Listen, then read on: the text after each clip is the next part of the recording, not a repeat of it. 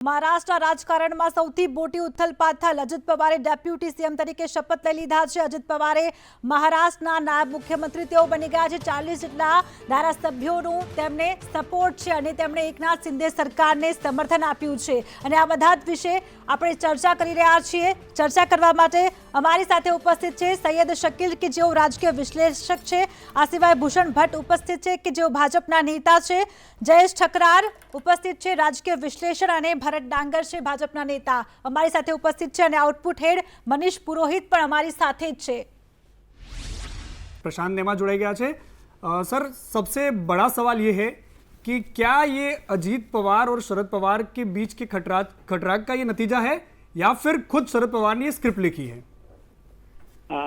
देखिए मनीष, जहां तक हम इस खटराग की यदि बात करें और इसके थोड़े से इतिहास में जाने की कोशिश करें, जिस समय शरद पवार ने अध्यक्ष पद को छोड़ने की बात कही थी और उस समय जो घटनाक्रम, जो नाटकीय घटनाक्रम, बल्कि मैं इस तरीके से उसको कहूंगा कि जो नाटकीय घटनाक्रम वहां हुआ था, और उस समय केवल अजीत पवार एक ऐसे शख्स थे जो बार बार ये कह रहे थे कि ये सही समय है कि उनको अध्यक्ष पद छोड़ देना चाहिए, और बाकी के जो तमाम नेता थे एनसीपी के वो उसके खिलाफ थे कि शरद पवार अध्यक्ष पद छोड़ें। पहला मुद्दा। दूसरी बात यह है कि जिस समय पूरी विपक्षी एकता, यूपीए का जो यूपीए एक तरीके से अपने आप को एकजुट करने की कोशिश कर रही, विपक्ष के तमाम लोगों ने पटना में एक तरीके से डेरा डाला था और तमाम बड़े बड़े नेता जो है वहां पे इकट्ठा हो रहे थे, उस समय भी ये बात सामने आई थी महाराष्ट्र से, जब शरद पवार से जुड़े हुए तमाम नेताओं, चाहे उसमें अजीत पवार हों, प्रफुल्ल पटेल हों, छगन भुजबल हों, सभी ने ये कहा था कि आपको पटना में राहुल गांधी के साथ मंच शेयर नहीं करना चाहिए। लेकिन उसके बावजूद जो है शरद पवार ने उनकी बातों को दरकिनार किया, और उस समय ये बात भी कही गई थी, आपकी जानकारी के लिए बताऊं, कि यदि हम ऐसा करते हैं तो कुछ विधायक हमारा साथ भी छोड़ सकते हैं।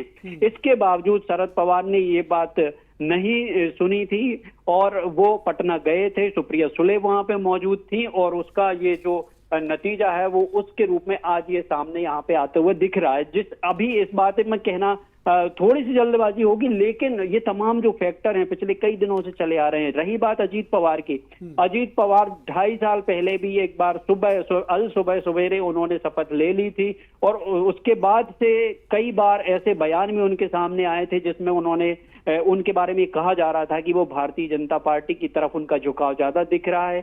चाहे हम उसको अभी 4 महीने पहले की बात कर लें या 2 साल पहले की बात कर लें, लेकिन उस समय भी ये बात अजीत पवार की तरफ से दिखाई दे रही थी कि वो करेंगे। लेकिन जहां तक शरद पवार का सवाल है, उनके लिए एक बहुत बड़ा झटका है आज के दौर में, क्योंकि ये अकेले अजीत पवार की बात नहीं है मनीष। यहाँ बात अजीत पवार के साथ साथ छगन भुजबल की है, प्रफुल्ल पटेल की मौजूदगी की है, बहुत बड़ी बात है, धनंजय मुंडे, बड़े चेहरे हैं महाराष्ट्र के। और एक तरीके से जो हम अब बात कर रहे हैं कि 40 विधायकों के समर्थन का दावा, मतलब इसका ये है कि अब आप किस तरफ जाना चाहते हैं। क्या शिवसेना की जो स्थिति हुई है, चुनाव आयोग के पास एकनाथ शिंदे, उद्धव ठाकरे लड़ाई लड़ने के लिए गए थे, लेकिन बहुमत के आधार पर यह फैसला दिया गया था कि शिवसेना का चिन्ह जो है वो अब रहेगा एकनाथ शिंदे के पास। तो क्या अब एनसीपी में भी ये स्थिति बन गई है? ये बहुत बड़ी बात है। क्या 40 विधायकों के समर्थन का दावा के दम पर क्या फिर से एक बार वही स्थिति अजीत पवार वर्सेस शरद पवार होगी? ये अभी देखने वाली बात होगी, क्योंकि महाराष्ट्र के सियासी हलकों में बहुत बड़ी बात है। कुछ दिनों के बाद महाराष्ट्र में विधानसभा का अधिवेशन होने वाला है, और उस दौरान यदि ये तमाम चीजें आती हैं, अभी धीरे धीरे करके जो चीजें सामने खुल के आ रही हैं, उससे बहुत सी चीजें पता चलेंगी। बहुत ताजा घटनाक्रम है, बहुत बड़ी राजनीतिक जो है वो चर्चा का विषय है। आज की राजनीति का सबसे बड़ा घटनाक्रम है, और लोकसभा का चुनाव आज से यदि हम गिने तो कुछ दिनों का समय बाकी है, 7 से 8 महीनों का समय लगभग बाकी है। और ऐसे में बीजेपी के लिए ने एक तरीके से हम इसको भी एक मास्टर स्ट्रोक की तरह देखेंगे, क्योंकि एनसीपी एक बार शिवसेना को तोड़ चुकी है, एनसीपी अब जो है टूटने की कगार पे है। तो एक तरीके से एक बहुत बड़ी स्थिति में महाराष्ट्र में बढ़ती हुई दिखाई दे रही है। लेकिन संजय राउत जो कह रहे हैं, शरद पवार क्या कह रहे हैं, अब शरद पवार का कदम क्या होगा? क्योंकि पिछली बार तो उन्होंने चीजों को संभाल लिया था, स्थिति संभाल ली थी, लेकिन उस समय केवल अजीत पवार थे।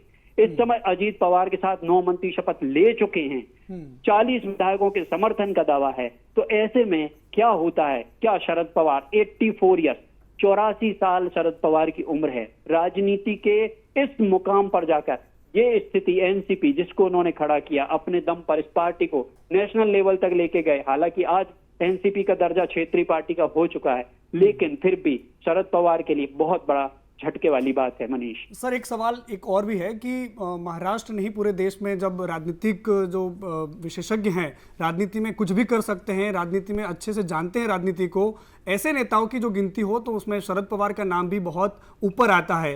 राजनीति में कुछ लोग उनको चाणक्य भी कहते हैं। जब महाविकास अघाड़ी बना था तब लोग कहते थे कि ये भारतीय जनता पार्टी को बहुत बड़ा चकमा दे दिया उन्होंने, और इस तरह से शिवसेना को साथ में लेके भी उन्होंने सरकार बनवाई। क्या ये चाणक्य के पैर पर बहुत बड़ी कुल्हाड़ी का घाव है? क्या ये खुद इस बात को न समझ पाए कि खुद उन्होंने बनाई हुई पार्टी ऐसे खत्म हो जाएगी?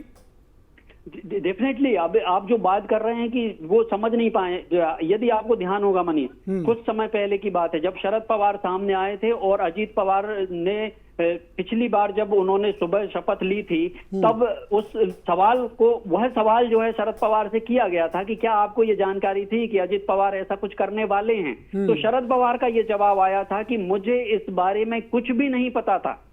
यदि आपको ध्यान हो तो ये बहुत बड़ी बात थी, क्योंकि जिसको आज हम राजनीति का चाणक्य कह रहे हैं, जिसके पास से छन छन के चीजें जाती हैं, जिसको हर एक चीज की जानकारी होती है, जिसका हर एक कदम राजनीति का बड़ा पैंतरा समझा जाता है, यदि वो ये बात कहता है कि उसके भतीजे के अगले कदम के बारे में उनको जानकारी नहीं थी, तो आज का ये जो निर्णय है इसके बारे में भी ये मानना होगा कि शायद शरद पवार इस बात को नहीं जानते होंगे। दूसरी बात, ये बहुत बड़ी बात हो सकती है राजनीति के रूप में कि विचारधाराओं की लड़ाई जनरली जो है तो ये राजनीति में कोई सेकुलरिज्म पे लड़ता है, कोई नॉन सेकुलरिज्म पे लड़ता है, किसी के अपने मसले होते हैं, किसी के अपने मसले होते हैं, सबके अपने अपने वोट के तरीके होते हैं। लेकिन महाराष्ट्र में जो पिछले दिनों से हो रहा है, या हम देखें कि जो चुनाव के बाद से ही, विधानसभा चुनाव के बाद से ही हो रहा है कि शिवसेना, कांग्रेस, एनसीपी मिलकर सरकार बना लेती हैं, उसके बाद कांग्रेस को एनसीपी ले लेती है, और आज की स्थिति में बीजेपी जो है एनसीपी को तोड़ लेती है, शिवसेना को तोड़ ली, तो विचारधारा कहीं रह नहीं गई है। अभी खेल केवल सत्ता का रह गया है। कौन किस तरीके से सत्ता में रहता है, कौन सत्ता से जाता है, किस तरीके से पावर को बढ़ाना है, किस तरीके से पावर को नहीं बढ़ाना है, कुल मिलाकर खेल ये है। लेकिन ये अगले 8 महीनों में एक बहुत बड़ा खेल होगा। आगे जो होने वाला है वो बहुत बड़ी बात होने वाली है कि आखिर अब क्या एनसीपी का क्या होगा। सुप्रिया सुले और पूरे की पूरी जो शरद पवार ने एक तरीके से अपनी नई एक कार्यकारिणी उन्होंने बनाई थी एनसीपी की, उसमें अजित पवार शायद गायब थे, और उस गायब रहने का भी कहीं ना कहीं जो है एक नतीजा इसमें दिख सकता है। प्रफुल्ल पटेल कई समय से जो है वो भ्रष्टाचार के मामले में फंसे हुए हैं, उनके ऊपर अलग दबाव है, सेंट्रल एजेंसियां हैं, ये हैं, वो हैं, तमाम चीजें हैं।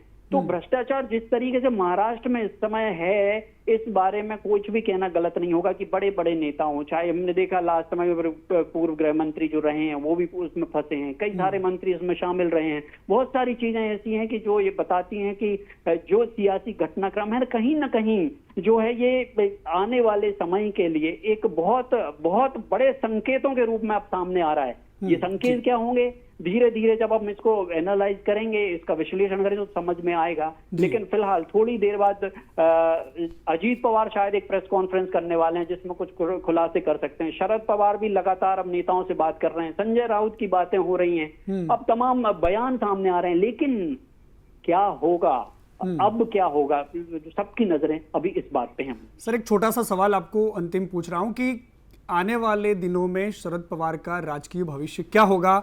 उनका तो हालांकि अभी बहुत उम्र हो चुकी है, लेकिन उनकी बेटी को लेके बहुत वो चिंतित रहते थे।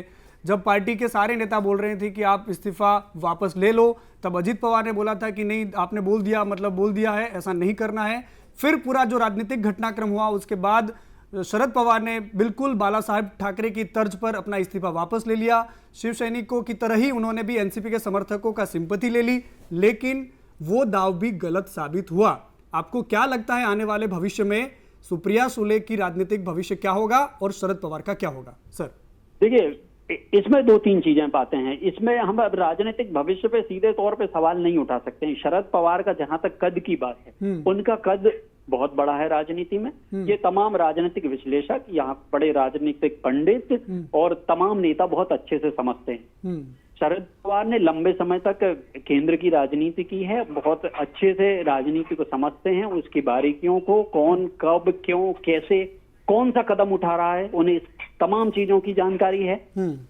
कोई भी चीज जब होती है, कोई भी घटनाक्रम ऐसे होता है, राजनीतिक घटनाक्रम होते हैं, वो सडनली सामने आते हैं, उनके बारे में कोई भी चीज कयास वयास नहीं लगाए जाते हैं। लेकिन शरद पवार अब पूरी की पूरी जो नजरें हैं उनका, जहां तक आपने बात करी कि राजनीतिक भविष्य क्या, राजनीतिक भविष्य के संकेत उन्होंने पटना की रैली में जाकर दे दिए। वो एक विपक्ष का धड़ा बनने की कोशिश वहां पे कर रहे हैं। विपक्ष के जो तमाम बड़े लीडर्स हैं उनके सामने जाकर वो विपक्ष को एकजुट करने की बात कर रहे हैं। उनकी लड़ाई अभी सेंट्रल की लड़ाई है, लोकसभा के चुनाव होने वाले हैं।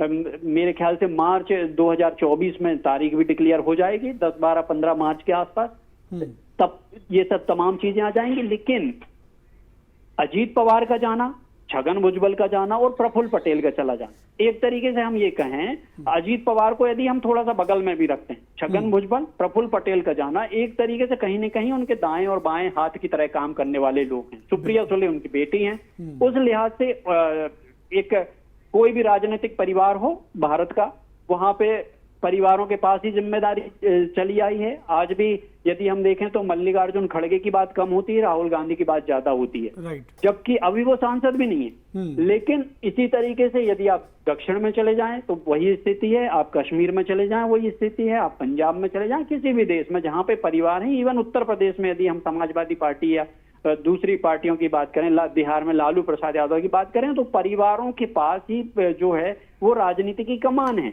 क्योंकि कहीं ना कहीं से वो जो नेता है, वो जो लीडरशिप है, उसने अपनी पार्टी को उस क्षेत्र में, उस प्रदेश में वहां पे स्थापित किया है। और यही चीज जो है शरद पवार ने महाराष्ट्र में की है।